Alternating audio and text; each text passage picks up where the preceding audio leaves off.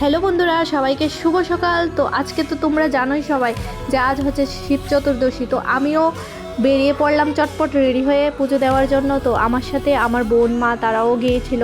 তো এখানে দেখো পুজো হচ্ছিল। তো আজকের দিনটা তো সবাই শিব চতুর্দশীর পূজা করবে, আর পুজোর ওখানেও অনেক ভিড় ছিল। তারপর আমি এখানে যা যা নিয়ম করার, তো আমি নিয়ম অনুযায়ী পুজোটা দিয়ে দিলাম। তো আর এখানে কিন্তু প্রচুর পরিমাণে ভিড় ছিল, একজনের সাথে সাথে আরেকজনকে পুজো দিতে হয়েছে।